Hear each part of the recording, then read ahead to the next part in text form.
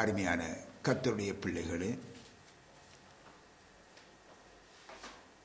இன்றைய நாளிலும் தேவதூதுக்காக மத்தேயு சுவிசேஷத்தில் இருந்து 7ஆம் அதிகாரம் 28-29 வசனங்களை தயவு செய்து வாசியுங்க. இயேசு இந்த வார்த்தைகளை சொல்லி முடித்தபோது அவர் வேதவாரகரைப் போல் போதியாமல் அதிகாரமுடையவராய் அவர்களுக்கு போதித்தபடியால் ஜனங்கள் அவருடைய போதகத்தை குறித்து ஆச்சரியப்பட்டார்கள். ஆமீன். கர்த்தருக்கு மகிமை உண்டாவதாக. மீண்டுமாக நான் உங்களுக்கு விளக்கமாக சொல்லுகின்றேன். இயேசு வேதபாரகரை போல் போதியாமல், வேதபாரகர் என்றால் அந்நாளிலே இருந்த பெரிய பிரசங்கிகள், அதாவது மத தலைவர்கள், அவர்கள் போதிக்கிறது போல் போதியாமல் அதிகாரம் உடையவராய் அவர்களுக்கு போதித்தாராம். ஜனங்கள் அவருடைய போதகத்தை குறித்து ஆச்சரியப்பட்டாராம். ஏனென்றால் அந்த மத தலைவர்கள் போல இவர் போதிக்கவில்லை, ஏதோ ஒரு அதிகாரத்தோடு அவர் போதிப்பதை போன்று ஆண்டவர் இயேசு போதித்ததை அந்த ஜனங்கள் கேட்டு ஆச்சரியப்பட்டார்களாம். கர்த்தருக்கு மகிமை உண்டாவதாக. சரி, ஆதியிலே அருமையானவர்களே வார்த்தையாய் இருந்த தேவன், பின் ஆதியிலே வார்த்தையாய் இருந்தார். அந்த வார்த்தையாய் இருந்த தேவன், அதாவது கடவுள், அந்த வார்த்தையானது மாம்சமாகி இந்த உலகத்திற்கு வந்தார். ஆண்டவர் இயேசு என்ற நாமம் அவருக்கு கொடுக்கப்பட்டிருந்தது. அவர் கிருபையினாலும் சத்தியத்தினாலும் நிறைந்தவராக அவர் நமக்குள்ளே வாசம் பண்ணினார் என்று சொல்லி அங்கே எழுதப்பட்டிருக்கிறது. எனக்கு அருமையான கர்த்தருடைய பிள்ளைகளே, அவர்தான் ஆண்டவர் இயேசு என்பதை மீண்டுமாக உங்களுக்கு நினைவூட்டுகின்றேன். பின்னர் தேவாதி தேவன் மனுஷனாக இந்த உலகத்துக்கு வருகிறார். ஏன் மனுஷனாக வந்தார்? வேறு உருவத்திலே வரலாமே. அருமையானவர்களே, வேறு உருவத்திலே வந்தால் மனிதனோடு அவர் பேச முடியாது. மனிதனோடு பேச வேண்டும் என்ற வாஞ்சையோடு தான் இந்த உலகத்துக்கு அவர் வருகிறார். மனிதனுக்காக தன்னுடைய ஜீவனை கொடுத்து அவனை பாவ சேற்றிலிருந்து மீட்டெடுக்க வேண்டும் என்பதற்காக அவர் வருகிறார். வரும் பொழுது அவர் என்ன செய்கிறார்? நம்மை போன்ற மனித சாயலாக இந்த உலகத்துக்கு வருகிறார். லூக்கா சுவிசேஷத்திலே, பரிசுத்த பைபிளிலே லூக்கா சுவிசேஷத்திலே 4ஆம் அதிகாரம் 22ஆம் வசனத்திலே நீங்கள் எடுத்து பார்க்கலாம். அங்கே ஜெப ஆலயத்திலே கூடியிருந்த எல்லாரும் கர்த்தர் இயேசுவினுடைய வாயிலிருந்து புறப்பட்ட அந்த கிருபை நிறைந்த வார்த்தைகளை கேட்டு ஆச்சரியப்பட்டார்கள் என்று எழுதப்பட்டிருக்கிறது. பின் ஆண்டவர் இயேசு இந்த உலகத்துக்கு வந்து ஒரு ஜெப ஆலயத்திலே அவர் சென்று அவர் அங்கே வார்த்தைகளை பேசுகின்றார். பேசும் பொழுது அவருடைய வார்த்தை கிருபை நிறைந்ததாக இருந்தது. இன்றைக்கு மனிதர்கள் பேசும் பொழுது இரக்கமற்ற வார்த்தைகளை பேசுவார்கள், கண்டிப்பான வார்த்தைகளை பேசுவார்கள். ஆனால் ஆண்டவர் இயேசு பேசியதை அவர்கள் கேட்ட பொழுது அந்த வார்த்தை கிருபை நிறைந்தது என்று சொல்லி ஆச்சரியப்பட்டார்கள் என்று எழுதப்பட்டிருக்கிறது. அருமையானவர்களே, அதே வேளையிலே அவருடைய போதனைகள் அதிகாரமுடையதாய் இருந்ததையும் கண்டு ஆச்சரியப்பட்டார்கள் என்று சொல்லி அங்கே எழுதப்பட்டிருக்கிறது. பின்னர் அவர் கிருபை இரக்கம் நிறைந்த வார்த்தைகளை பேசினார். அதே வேளையிலே அதிகார தொனியிலும் அதிகாரத்தோடு அவர் பேசினார் என்பதை நாங்கள் வேதத்திலிருந்து நாங்கள் பார்க்கிறோம். அருமையானவர்களே, கர்த்தர் இயேசு அதிகாரத்தோடு, பாருங்கள், நான் உங்களுக்கு சொல்லுகிறேன் என்று சொல்லி அவர் உறுதியோடு அதிகாரத்தோடு பேசுகின்ற வார்த்தைகளை நீங்கள் கவனிக்க வேண்டும். இப்படி எழுதியிருக்கிறதே, இவ்விதமாக எழுதியிருக்கிறதே, நான் உங்களுக்கு சொல்லுகிறேன் என்று சொல்லி அதிகாரத்தோடு பேசினார். அந்த அதிகாரத்தோடு பேசிய வார்த்தைகளிலே கிருபையும் இரக்கமும் நிறைந்திருந்தது. கிருபை என்றால் என்ன? தகுதியில்லாத மக்களிடத்திலே காண்பிக்கின்ற ஒரு அன்பு.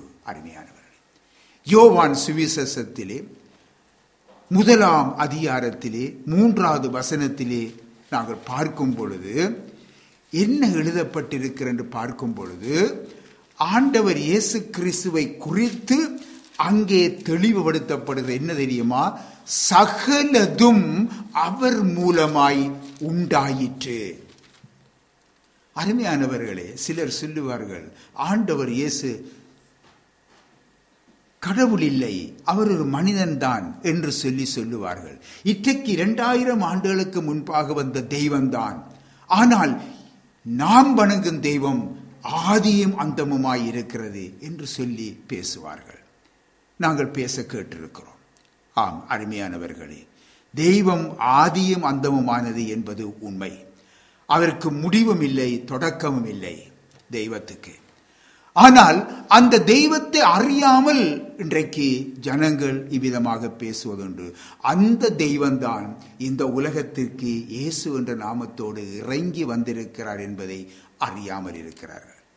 பின்னர் சொல்லும் பொழுது பாருங்கள், சகலமும் அவர் மூலமாய் உண்டாயிற்று, உண்டானதொன்றும் அவராலே அல்லாமல் உண்டாகவில்லை என்று சொல்லி அங்கே எழுதப்பட்டிருக்கிறதை நாங்கள் கவனிக்க முடியும்.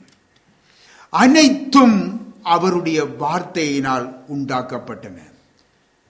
அருமையானவர்களே, வெளிச்சம் உண்டாகட்டும் என்று வார்த்தை அங்கே சொன்ன பொழுது அங்கே வெளிச்சம் உண்டாகியது. பின் அவருடைய வார்த்தை தான் சகலதையும் உருவாக்கினது என்று சொல்லி நாங்கள் பார்க்கிறோம். ஆகவேதான் நாங்கள் ஆரம்பத்திலே பார்த்தோம், என்ன தெரியுமா?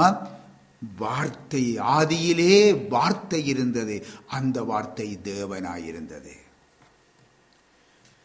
ஆகவே நன்றாக புரிந்து கொள்ளுங்க, அவருடைய வார்த்தை எவ்வளவு வல்லமை உள்ளது என்று சிந்தித்து பாருங்க, எவ்வளவு அதிகாரம் உள்ளது என்பதை சிந்தித்து பாருங்க. வெளிச்சம் உண்டாக கடவது என்று அதிகாரமிட்டார், வெளிச்சம் உண்டாயிற்று. ஆகவே அவருடைய வார்த்தை வல்லமை உள்ளதாயிருந்தது, அதிகாரம் நிறைந்ததாயிருந்தது என்பதை சிந்தித்து பார்க்க வேண்டும். அதான் சங்கீதத்திலே 33 அதிகாரம் 9வது வசனத்திலே எழுதப்பட்டிருக்கிறது, அவர் சொல்ல ஆகும், அவர் கட்டளையிட நிற்கும் என்று சொல்லி சொல்லப்பட்டிருக்கிறது. எனக்கு அருமையானவர்களே, கொந்தளித்த கடலையும் சீறி எழுந்த காற்றையும் இடையாதே அமைதலாயிரு என்று சொல்லி ஆண்டவர் இயேசு கட்டளையிட்ட பொழுது அவை உடனடியாக அமைதலானது. அப்பொழுதுதான் அங்கே இருந்தவர்கள், என்ன காற்றுக்கும் கடலுக்கும் கட்டளையிடுகிறாரே, அவைகள் அவருடைய கட்டளைக்கு கீழ்ப்படிந்து விடுகிறதே என்று சொல்லி ஆச்சரியப்பட்டார்கள். ஆம், அவருடைய வார்த்தையிலே அதிகாரம் இருந்தது. அவர் இந்த உலகத்திலே வந்திருந்த பொழுது தம்முடைய பிதாவின் கட்டளையை பெற்று அவர் போதிப்பதினாலே அந்த வார்த்தைகள் அதிகாரம் நிறைந்ததாயிருந்தது என்று சொல்லி பார்க்கிறோம். அருமையானவர்களே, இந்த உலகத்திலே பல மகான்கள் வாழ்ந்திருக்கிறார்கள். அவர்களுடன் சமமாக கர்த்தர் இயேசுவை நினைப்பது தவறாகும். இன்றைக்கு பாருங்கள், நாங்கள் இலங்கையிலே நாங்கள் இருந்த காலத்திலே நாங்கள் வாகனங்களிலே செல்லும் போது அங்கே அந்த வாகனத்திலே சிலர் பிரேம் பண்ணி அங்கே கடவுள்களை வைத்திருப்பார்கள். சில கடவுள் பக்தி உள்ளவர்கள், அதிலே புத்தர் இருப்பார், இயேசு இருப்பார், காந்தி இருப்பார். இப்படி அந்த படங்களிலே நாங்கள் கண்டிருக்கிறோம் அந்நாளிலே. ஆனால் அருமையானவர்களே, நாங்கள் அந்த காலத்திலே அதாவது அறியாத காலத்திலே அவைகளை சாதாரணமாக பார்த்து விட்டு செல்லுவோம். ஆனால் அருமையானவர்களே, ஆண்டவர் இயேசு சொன்னார் அல்லவா, சத்தியத்தையும் அறியுங்கள், சத்தியம் உங்களை விடுதலையாக்கும். ஆகவே சத்தியத்தை அறியும் பொழுது நாம் அவைகளில் இருந்து, அந்த எண்ணங்களிலிருந்து விடுதலையாகிறோம். என்ன தெரியுமா? புத்தரும் காந்தியும் அருமையா இயேசுவுக்கு சமமானவர்கள் அல்ல. புத்தரும் காந்தியும் நம்மை போன்ற மனிதர்கள். அருமையானவர்களே, அவர்கள் அனைவருமே மண்ணுக்குரியவர்களாய் இருந்தார்கள். மண்ணுக்கு அவர்கள் ஒப்புக் கொடுக்கப்பட்டு விட்டார்கள். பிரியமானவர்களே, கர்த்தர் இயேசுவின் அதிகாரம் உள்ள அந்த வார்த்தைகள் பாருங்க, உங்களுக்கு ஆவியாயும் ஜீவனுமாயிருக்கிறது. இன்னுமாக இதை நீங்கள் ஏற்றுக்கொண்டால் நீங்கள் ஜீவனை பெற்றுக் கொள்ளுவீர்கள். மரணம் உங்களுக்கு முடிவாகிறாது. அருமையானவர்களே, இந்த ஞானிகளோ அல்லது அறிஞர்களோ அவர்களுக்கு இந்த மரணம் இந்த உலகத்திலே அவர்களுக்கு முடிவாயிருக்கிறது.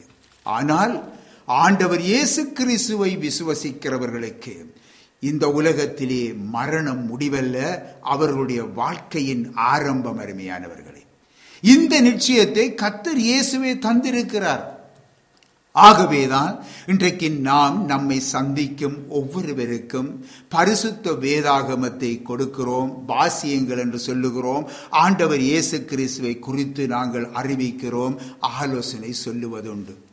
பல வழிகளிலே அருமையானவர்களே நாங்கள் சில காரியங்களை நாங்கள் எண்ணி பார்க்கிறோம். இத்தனை வருஷமாக தேவன் நம்மை இந்த ஊழியத்திலே பயன்படுத்தி கொண்டு வருகின்றார். நம்முடைய ஊழிய பாதையிலே அநேக காரியங்களை சந்தித்திருக்கிறோம்.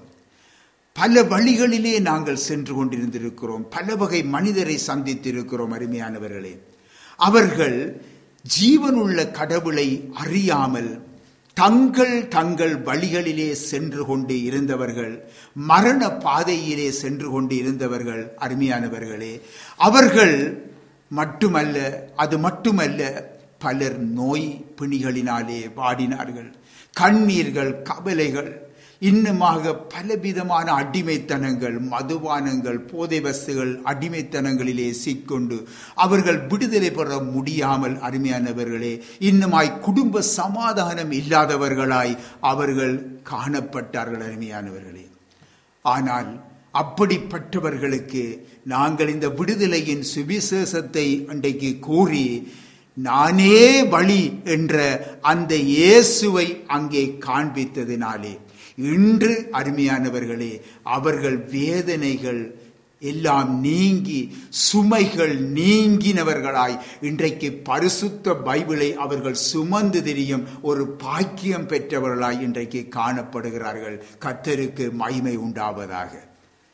அருமையானவர்களே, இன்றைக்கு நாம் பரிசுத்த பைபிளை கொடுக்கும் பொழுது இன்றைக்கு சிலர் என்ன செய்கிறார்கள்?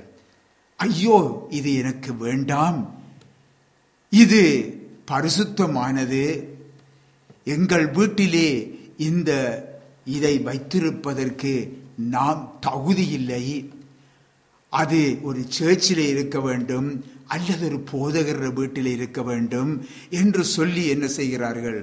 அதை பெற்றுக்கொள்ள மறுத்திருக்கிறார்கள். அருமையானவர்களே, நம்முடைய ஊழிய பாதையை அவர்கள் வேண்டும் என்று அல்ல, அது எங்களுக்கு வேண்டாம் என்று வைராக்கியத்தோடு அல்ல, அவர்கள் அதை மதிக்கிறார்கள்.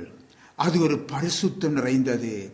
அது நாங்கள் பாவிகள், எங்களுடைய வீட்டிலே கூடிய கும்மாளவுமாக இருக்கும், நாங்கள் தகுதி இல்லாதவர்கள், இது எங்களுடைய வீட்டிலே இருக்கக்கூடாது, அது இருக்க வேண்டிய இடம் ஒரு சர்ச் அல்லது ஒரு போதகரிடம் அல்லது ஒரு தேவனுடைய பிள்ளைகளிடத்திலே என்று சொல்லி அவர்கள் நினைக்கிறார்கள். அருமையானவர்களே, காரணம் அவர்களுடைய அறியாமை.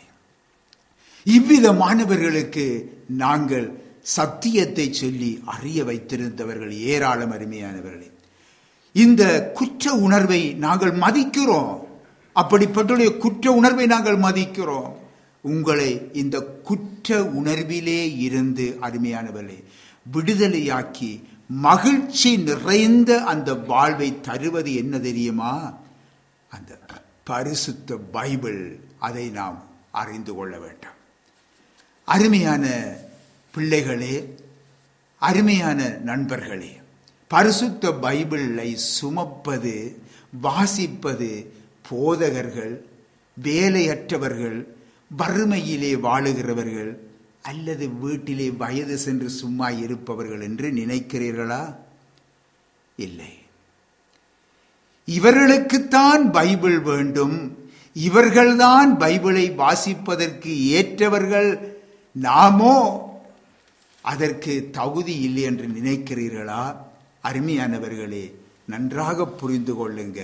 இன்றைக்கு பொதுவாக பலர் என்ன செய்வார்கள்? பல ஞானிகளுடைய அறிவு நிறைந்த புஸ்தகங்களை வாசிக்கிறார்கள்.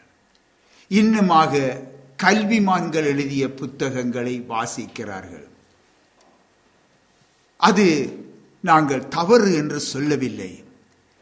ஆனால் அருமையானவர்களே, பரிசுத்த பைபிளை வைத்திருப்பதற்கும் அதை வைத்திருப்பதற்கும் பல வித்தியாசம் உண்டு. இங்கே அந்த புத்தகங்களை வாசிப்பதற்கும் இந்த பரிசுத்த பைபிளை வாசிப்பதற்கும் அருமையானவர்களே அநேக வித்தியாசம் உண்டு.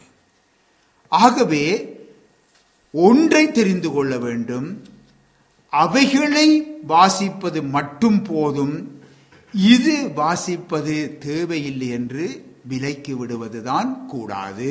அருமையானவர்களே, நன்றாக நீங்கள் புரிந்து கொள்ள வேண்டிய ஒரு காரியம் உண்டு, எல்லாரும் கவனிக்க வேண்டிய ஒரு காரியம் உண்டு. இவ்வுலகத்தின் ஞானத்தை தேவன் பைத்தியமாய் காண்கிறார் என்று சொல்லி நாங்கள் பார்க்கிறோம். இவ்வுலகத்தின் ஞானத்தை தேவன் என்ன செய்கிறாராம்? பைத்தியமாய் காண்கிறாராம். இந்த உலகத்தின் ஞானம் தேவனுக்கு முன்பாக பைத்தியமாயிருக்கிறது என்று சொல்லி கூட நாங்கள் பார்க்கிறோம். பின்னாகவே பைத்தியமானவைகளை நாம் ஏற்றுக்கொண்டு சர்வ ஞானம் கொண்ட அந்த தேவனையும் அவருடைய வார்த்தைகளையும் புறக்கணிப்பது நல்லது அல்ல. புரிந்து கொள்ள வேண்டும். சிலர் பாருங்கள், கர்த்தரின் வேதமாகிய பரிசுத்த பைபிளை தங்களுடைய செல்போனிலே அதற்கு சமனாக்கி வைத்திருக்கிறார்கள். பைபிளிலே வார்த்தைகளை சொன்னால் உடனே செல்போனை எடுத்து அதிலே வார்த்தைகளை தட்டுவார்கள். அது மட்டுமல்ல, ஏன் இன்றைக்கு சபை ஊழியர்கள் கூட இந்த தவறை செய்கிறார்கள். மட்டுமல்ல, அவர்கள் தங்களுடைய பிள்ளைகளுக்கும் அதை பழக்கி விடுகின்றார்கள். அருமையானவர்களே, இது தேவனுடைய பார்வையிலே அருவருப்பு. இதை நாம் உணர்வது இல்லை. இன்றைக்கு சில ஊழியர்கள் கூட உணர்வதில்லை. கர்த்தருடைய ஊழியர்கள் என்று சொல்லுகிறார்கள், அவர்கள் உணர்வதில்லை.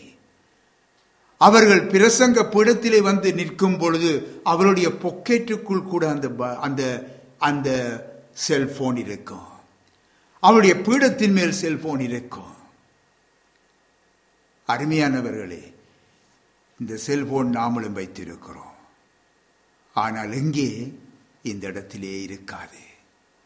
அது இருக்கும், வேற பேக்குக்குள்ள இன்னொரு இடத்துல இருக்கும். ஏனென்றால் அருமையானவர்களே, இது தேவனுடைய பிரசன்னத்தை உணர்கின்ற இடம். இந்த விதமான தவறுகளை செய்வது மட்டுமல்ல, சபைக்கும் சபையில் இருக்கிற பிள்ளைகளுக்கும் இந்த அருவருப்பை இந்த ஊழியர்கள் கடத்தி செல்லுகிறார்கள். அருமையானவர்களே, இவையெல்லாம் தேவ ஆவியை துக்கப்படுத்தும் ஒரு செயலாயிருக்கிறது என்பதை நாம் உணர வேண்டும். இன்றைக்கு பாருங்கள், இன்றைக்கு பைபிளை நாங்கள் வைத்திருக்கிறோம் அல்லவா? நாங்கள் பாருங்கள், இப்பொழுது பைபிளை நாங்கள் எடுக்கும் பொழுது இந்த பைபிளை பாருங்கள், நம்முடைய கையிலே நாம் வைத்திருக்கிறோம் அல்லவா? ஆகவே இந்த பைபிளுடைய பெயர் என்ன? பரிசுத்த பைபிள். இது தேவன் நமக்கு, அதாவது இந்த மனுக்குலத்துக்கு கொடுத்தது. அது நம்முடைய கையிலே இருக்கிறது. இன்னுமாக பாருங்கள், நம்முடைய செல்போனை இன்றைக்கு பார்ப்பீர்கள் என்றால் கையிலே இருக்கிற பார்ப்பீர்கள், இதை தந்தது யார்? மனுஷன். அவனுடைய புதிய கண்டுபிடிப்பு. மனிதனுடைய கண்டுபிடிப்பெல்லாம் அது கேடுகளை விளைவிக்கும். மரமும் கூட மனிதனின் கண்டுபிடிப்பு.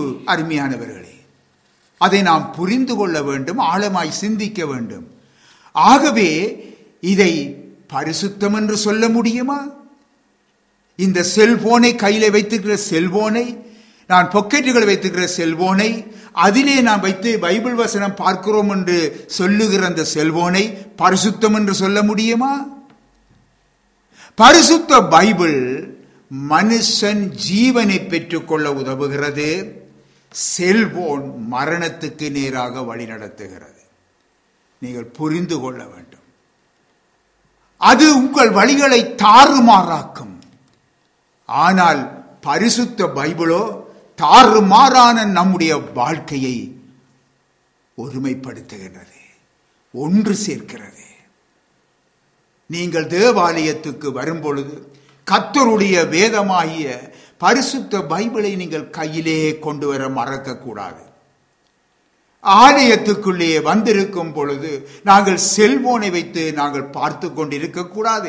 கர்த்தருடைய வேதத்தை திறந்து வாசித்துக் கொண்டிருக்க பழகி கொள்ள வேண்டும். அருமையானவர்களே, ஏனென்றால் அதுதான் நமக்கு ஜீவனை தருகின்றது. அருமையானவர்களே, கொஞ்சம் சிந்தித்து பார்க்க வேண்டும். படுக்க போகும் பொழுது கூட கர்த்தருடைய வேதத்தை வாசித்து விட்டு படுங்க. நீங்கள் நித்திரை செய்யும் பொழுது தேவ பிரசன்னம் உங்களை சூழ்ந்து கொள்ளும். நீங்கள் வாசித்துக் கொண்டே நித்திரையாகி விடுவீர்கள். தொடர்ந்து தேவ பிரசன்னம் உங்களை தாங்கும். உங்களுடைய நித்திரை இன்பமாயிருக்கும். அருமையானவர்களே, நாங்கள் வாசிப்போமா? நீதிமொழிகள் 4ஆம் அதிகாரத்திலே 20 தொடக்கம் 22 வரைக்கும் தயவு செய்து வாசிங்க. என் மகனே, என் வார்த்தைகளை கவனி. என் மகனே, என் வார்த்தைகளை கவனி. என் வசனங்களுக்கு உன் செவியை சாய். என் வசனங்களுக்கு உன் செவியை சாய். அவைகள் உன் கண்களை விட்டு பிரியாதிருப்பதாக. அவைகள் உன் கண்களை விட்டு பிரியாதிருப்பதாக. அவைகளை உன் இருதயத்துக்குள்ளே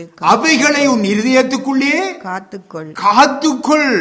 அவைகளை கண்டுபிடிக்கிறவர்களுக்கு அவைகள் ஜீவனும் அவர்கள் உடலுக்கெல்லாம் ஆரோக்கியமுமாயிருக்கிறது. அருமையானவர்களே, ஆத்துமாவுக்கு மாத்திரமல்ல, நம்முடைய உடலுக்கும் ஆரோக்கியத்தை கொடுப்பது அவருடைய ஜீவ வார்த்தைகள். கர்த்தருக்கு மகிமை உண்டாவதாக. அருமையான தேவனுடைய பிள்ளைகளே, பிரியமான பிள்ளைகளே, உங்களுடைய ஆத்துமாவுக்கும் ஆரோக்கியம், உங்கள் உடலுக்கும் ஆரோக்கியம் மட்டுமல்ல. உபாகமம் 6ஆம் அதிகாரத்திலே நான் வாசிக்கிறேன் பாருங்கள். 6ஆம் அதிகாரத்திலே 6வது 7வது வசனம். இந்த வார்த்தைகளை உன் பிள்ளைகளுக்கு கருத்தாய் போதிக்க வேண்டும் என்று சொல்லப்பட்டிருக்கிறது. நீ உன் பிள்ளைகளுக்கு கருத்தாய் போதிக்க வேண்டும்.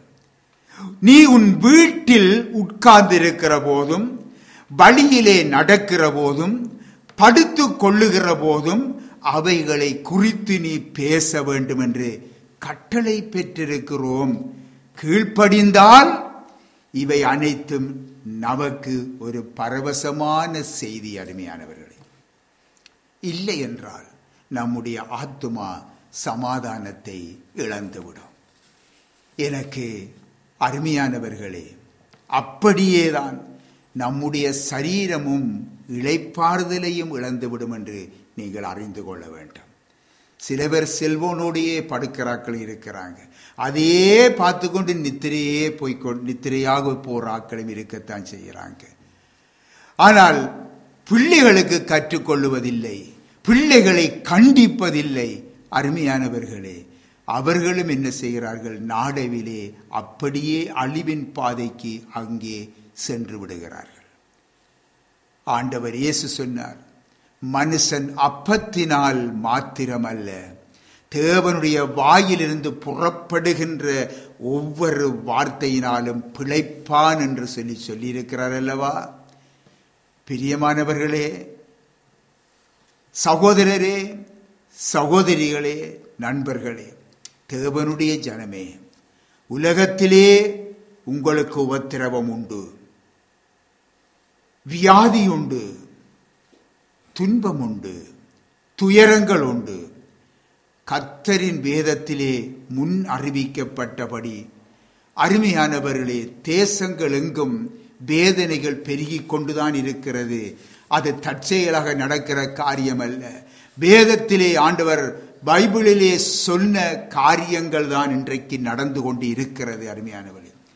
ஆனால் எங்கும் ஓடி தப்ப முடியாத ஒரு காலம் வரும் அருமையானவர்களே. அந்த நேரத்திலே மனுஷரோ அல்லது மனுஷரால் உருவாக்கப்பட்ட மதங்களோ புதிய கண்டுபிடிப்புகளோ உங்களை ஒருபொழுதும் காப்பாற்ற முடியாது.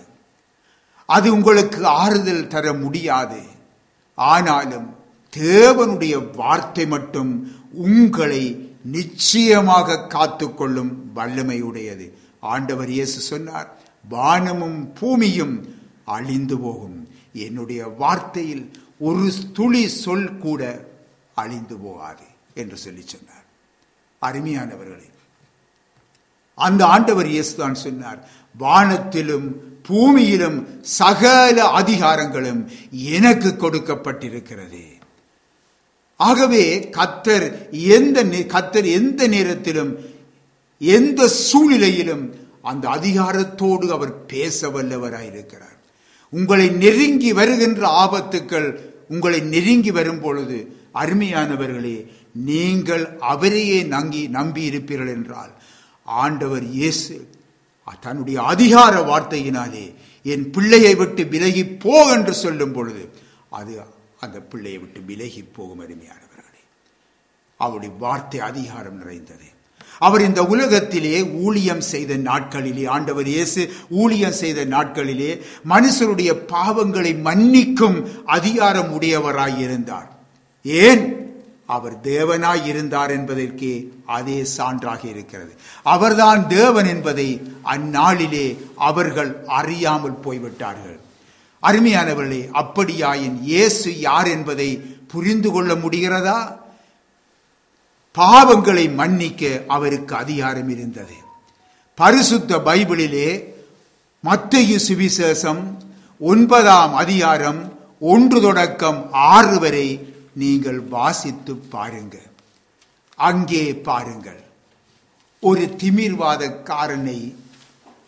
திமிர்வாதக்காரன் என்றால் பாரிசவாதம் உடையவன், அவனை அங்கே படுக்கையிலே இருந்த அந்த ஒருவனை அவனை சுமந்து கொண்டு இயேசுவினிடத்திலே கொண்டு வருகிறார்கள். எதற்காக இயேசுவினிடத்திலே கொண்டு வருகிறார்கள்? அவர்களுக்கு விசுவாசம் இருந்தது, இயேசுவினாலே இந்த திமிர்வாதக்காரனை குணமாக்க முடியும் என்ற விசுவாசம் இருந்தது. ஆகவே அவனை அப்படியே கட்டிலோடு படுக்கையோடு தூக்கி கொண்டு வருகின்றார்கள்.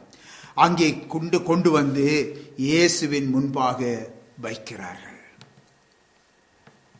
அவன் சுகமடைய வேண்டும் என்பதே அவர்கள் எல்லாருடைய விருப்பமாயிருந்தது. பின்னே படுக்கையிலே கிடந்த அந்த திமிர்வாதக்காரனை பார்த்து ஆண்டவர் இயேசு முதலாவது சொன்னார், என்ன தெரியுமா? மகனே, நீ திடன்கொள், மகனே நீ திடன்கொள், உன் பாவங்கள் உனக்கு மன்னிக்கப்பட்டது என்று சொன்னார். ஏனென்றால் அவர் அறிந்திருந்தார், இவனுக்கு இந்த வியாதி இந்த பாவத்தினால் உண்டானது. அதனாலே அவர் என்ன செய்தார்? வியாதியை சொல்லவில்லை, நீ குணமாகு என்று சொல்லவில்லை, உன்னுடைய பாவங்கள் மன்னிக்கப்பட்டது என்று சொன்னார். இதை கேட்டுக்கொண்டிருந்த அங்கிருந்த மத தலைவர்கள் எல்லாரும் என்ன செய்தார்கள்? பாவங்களை மன்னிக்கிறதா? பாவங்களை மன்னிக்கிறதுக்கு இவர் யார்? பாவங்களை மன்னிக்கிறதுக்கு தேவனுக்குத்தானே அதிகாரம் உண்டு, இவர் எப்படி பாவங்களை மன்னிக்க முடியும் என்று சொல்லி அங்கே அவர்களுக்குள்ளே கொதித்து கொண்டு இருந்தார்கள். அருமையானவர்களே, அந்த நேரம் கூட அவர்கள் அதை உணரவில்லை. இப்படி சொல்லுகிறாரே, இவர் யார் என்பதை உணரவில்லை. அப்பொழுது இவர்களுடைய இருதயத்தின் அந்த கொதிப்பை கண்ட ஆண்டவர் இயேசு அவர் அறிந்தவராய் அங்கே நாங்கள் அவர்களை பார்த்து சொல்லுகிறார் என்ன தெரியுமா? பூமியிலே பாவங்களை மன்னிக்க மனுஷகுமாரனாகிய தமக்கு அதிகாரம் உண்டு என்பதை நீங்கள் அறிய வேண்டும் என்று சொல்லி சொன்னார், சுட்டி காட்டினார். ஆனாலும் இவ்வளவு சொல்லியும் அந்த மத தலைவர்கள் இயேசு யார் என்பதை புரிந்து கொண்டார்களா? இல்லை. அவர்கள் புரிந்து கொண்டார்களா இல்லையோ, நீங்கள் இயேசுவை இப்பொழுது யார் என்று எண்ணுகிறீர்கள்? இந்த கேள்வியை உங்களுக்கு முன்பாக வைக்கிறேன். இது நீங்கள் தான் தீர்மானிக்க வேண்டும். எனக்கு அருமையானவர்களே, D.L. மூடி என்ற ஒரு பிரசங்கியாரை குறித்து நான் உங்களுக்கு முதலும் சொல்லியிருக்கிறேன், இப்பொழுதும் சொல்ல விரும்புகிறேன். இந்த மூடி பிரசங்கியார் அவர் ஒரு நாள் ஒரு பெரிய மேடையிலே நின்று ஜனங்களுக்கு முன்பாக ஒரு பிரசங்கம் செய்து கொண்டிருக்கிறார். அவருடைய பிரசங்கத்தின் தலைப்பு என்னவென்றால், இயேசு கிறிஸ்துவின் இரத்தம் சகல பாவங்களையும் நீக்கி நம்மை சுத்திகரிக்கிறது என்று தலைப்பின் கீழ் அவர் பிரசங்கம் பண்ணி கொண்டு இருந்தாராம். அவர் பிரசங்கித்து முடிந்த பின் ஒரு பயங்கர தோற்றமுள்ள ஒரு மனுஷன் அவருடைய மேடையின் பிரசங்க மேடையின் பின்பக்கமாக அவன் ஏறி அங்கே அவரு கிட்ட வருகின்றான். அவனுடைய முகத்திலே கோலம், அதே வேளையிலே அவனுடைய முகத்திலே சோகம் குடிகொண்டிருந்தது. அந்த பிரசங்கியார் அதை கண்டுகொண்டார். அவனை மேடையிலே கண்ட ஜனங்கள் பயந்தார்கள். ஏனென்றால் அவன் ஒரு பயங்கர கொலைகாரன், மிகவும் பயங்கர கொலைகாரன். அவன் கொலைகளை செய்து சட்டத்தின் பிடியிலே பிடிபடாமல் தப்பிக்கொண்டிருந்த ஒரு கொலைகாரன். ஆகவே அவன் இந்த பிரசங்கியாருக்கு ஏதோ ஒரு தீங்கை விளைவிக்க அவன் அதிலே வந்திருக்கிறான் என்று சொல்லி அவர்கள் நினைத்து கலங்கி போய் அங்கே அவரை மெதுவாக ஞானமாக அந்த இடத்தை விட்டு அகற்றும்படியாக அவர்கள் முயற்சி செய்தார்கள். அந்த ஊழியக்காரன், அந்த பிரசங்கி அவர்களை சொன்னால், நீங்கள் அவரை ஒன்றும் செய்ய வேண்டாம், அவர் என்னிடத்திலே ஏதோ கேட்க விரும்புகிறார், கேட்கட்டும், நீங்கள் அவரை தடை செய்யாதீர்கள் என்று சொல்லி அந்த மனிதனை கிட்ட அழைத்தார். என்ன உனக்கு வேண்டும் என்று சொல்லி சொன்ன பொழுது அவன் அந்த பிரசங்கியாரை பார்த்து, பிரசங்கியாரே, நான் உம்மிடத்திலே ஒரு கேள்வி கேட்கின்றேன். நான் உம்முடைய பிரசங்கத்தை நான் அவதானமாக நான் கேட்டுக்கொண்டிருந்தேன். ஆனால் என்னை இந்த ஊரே அறியும். என்னை கண்டாலே இந்த ஊர் நடுங்கும். நான் பல கொலைகளை செய்திருக்கிறேன். ஈவு இரக்கமில்லாமல் பலருடைய கண்ணீருக்கு நான் காரணமாயிருந்திருக்கிறேன்.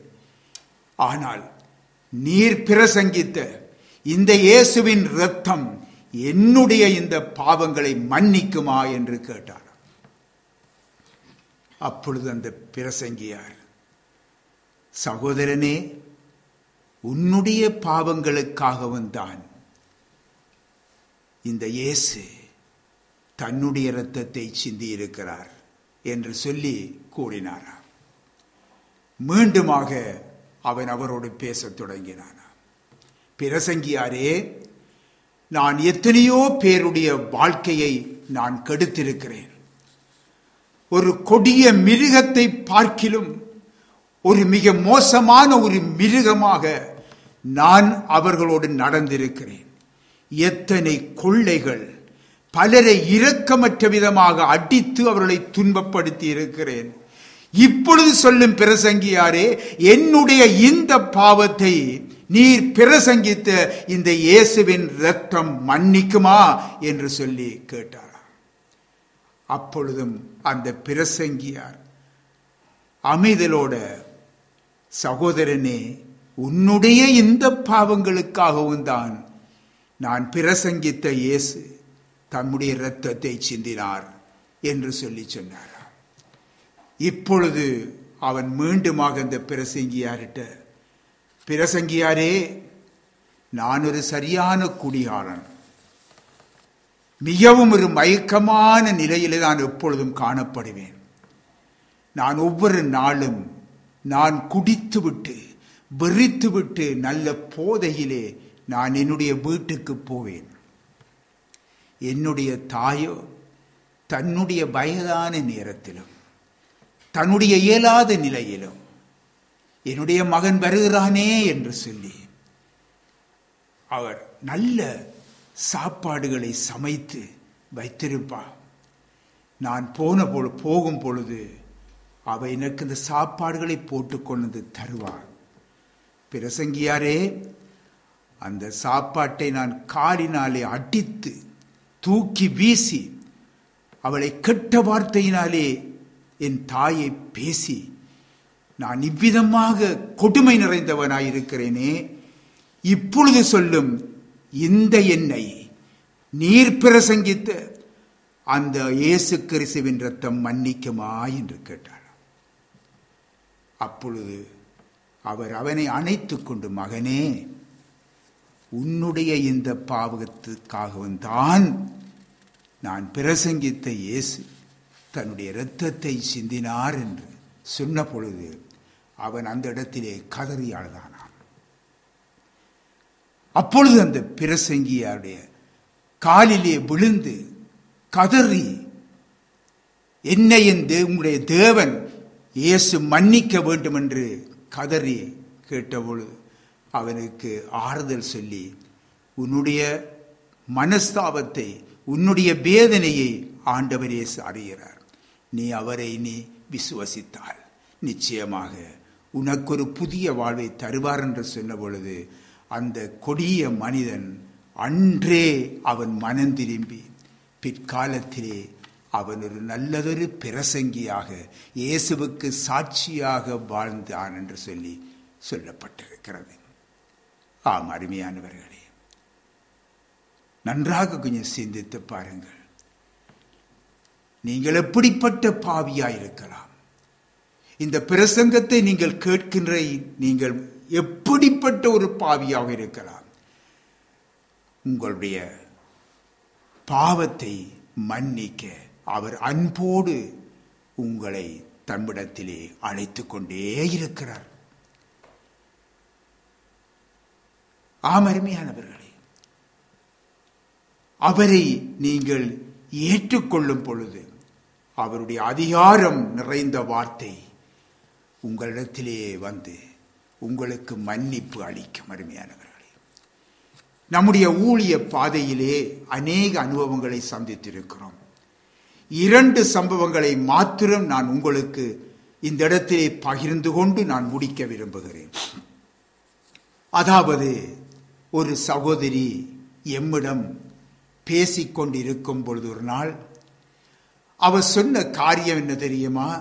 நான் பல அறிஞர்களுடைய புத்தகங்களை நிறைய வாசித்திருக்கிறேன், பல சமய நூல்களை நான் வாசித்திருக்கிறேன், விபுலானந்தர் எழுதிய ஞான தீபம் என்ற புஸ்தகத்தையும் எல்லாம் வாசித்திருக்கிறேன், கவிஞர் கண்ணதாசன் எழுதிய அதாவது இயேசு காவியம் என்ற நூலை எல்லாம் நான் படித்திருக்கிறேன்.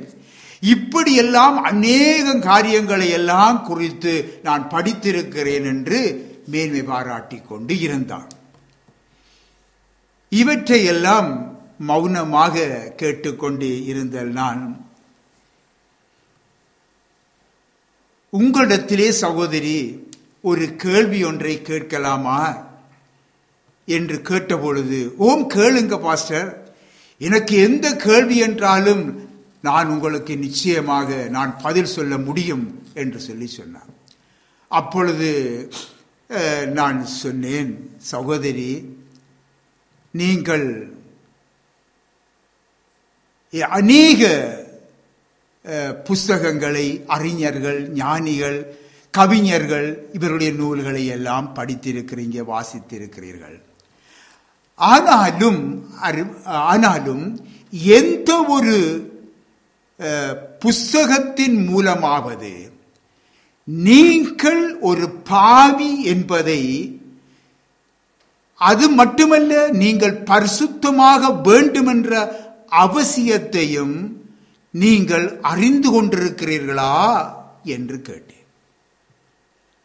அப்பொழுது அந்த சகோதரியால பதில் கூற முடியவில்லை.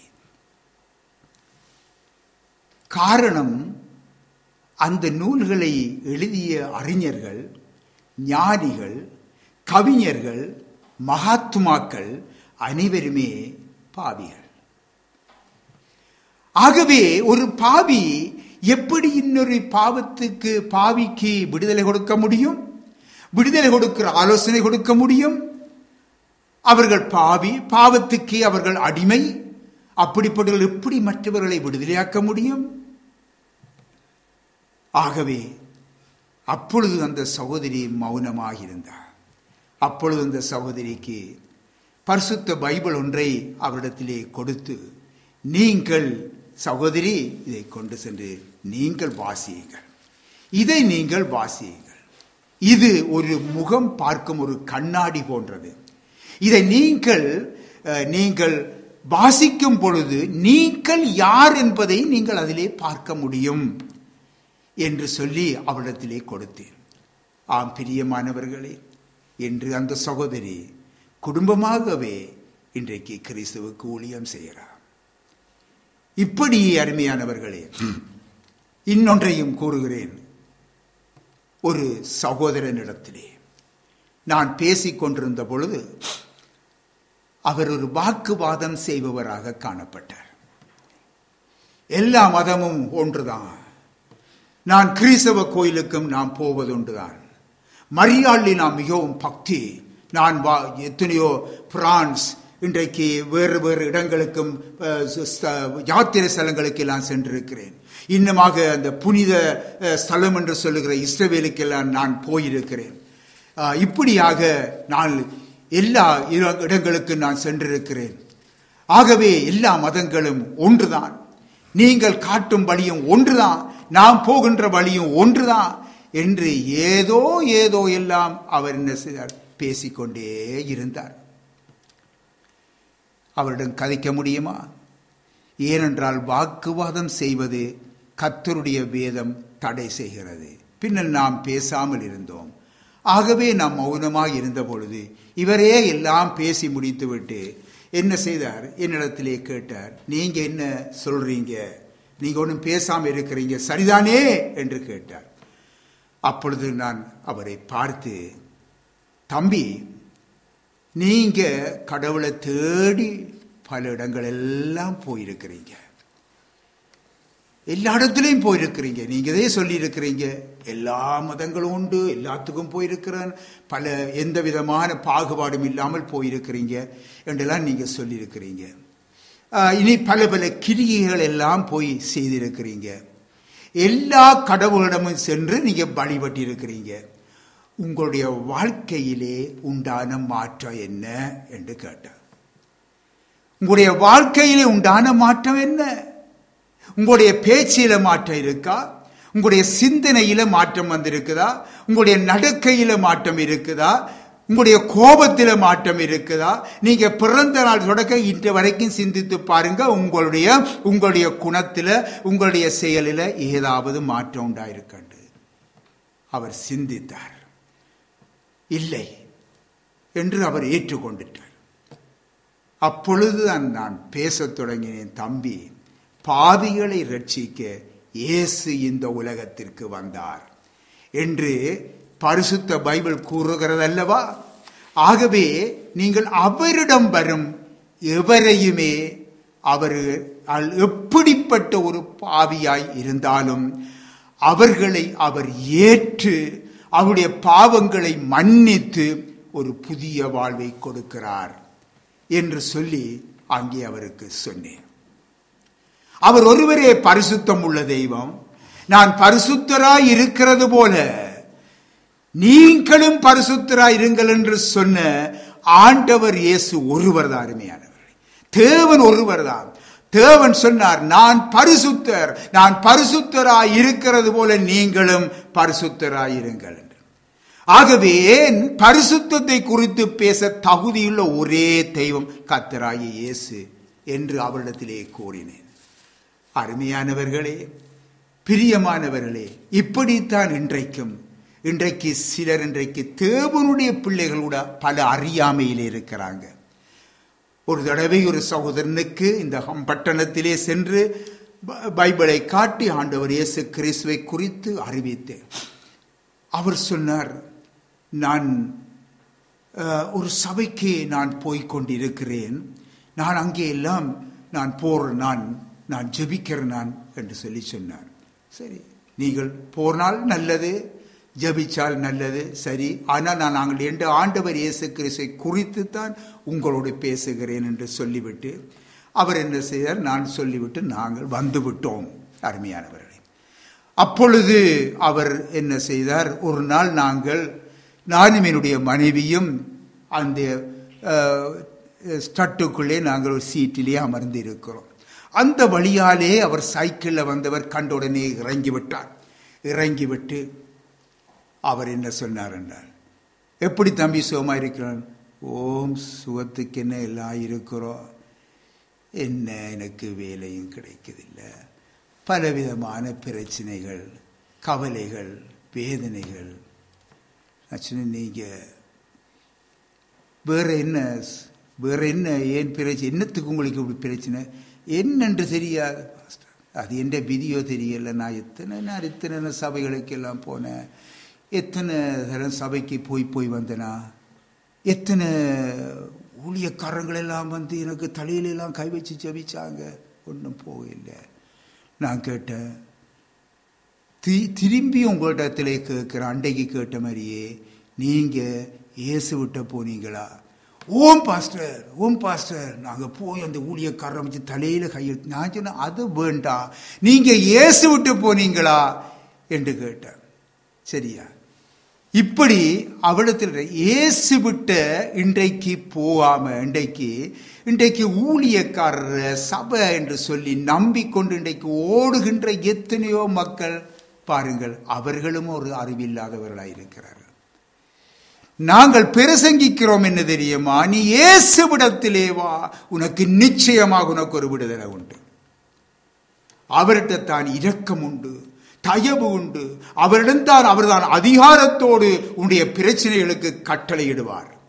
வேறு யாருமே செய்ய முடியும். இயேசுவுக்கிட்ட போகாம நீ மனுஷனை நம்பி போனால் இப்படித்தான் உன்னுடைய நிலைமை என்று சொல்லி அந்த தம்பிக்கு சொல்லி அனுப்பிவிட்டான். அருமையானவர்களே, ஆண்டவர் இயேசு மனுக்குலத்துக்கு தம்மை வெளிப்படுத்தி இருக்கிறார். தம்முடைய வேதத்தையும் இந்த உலகத்துக்கு கொடுத்திருக்கிறார். வானத்திலும் பூமியிலும் சகல அதிகாரங்களும் எனக்கு தரப்பட்டிருக்கிறது என்று சொல்லி இருக்கிறார். ஆகவே இயேசுவினுடைய பாவங்களை அதிகாரத்தோடு மன்னித்து உன்னுடைய பிரச்சனைகளை, உன்னுடைய வேதனைகளை உன்னை விட்டு நீக்க அவர் வல்லவராயிருக்கிறார். உனக்குள்ளே சமாதானத்தை தர அவர் வல்லவராயிருக்கிறார். இப்பொழுது நீங்க சிந்தியுங்க, உங்களுடைய நிலை என்ன?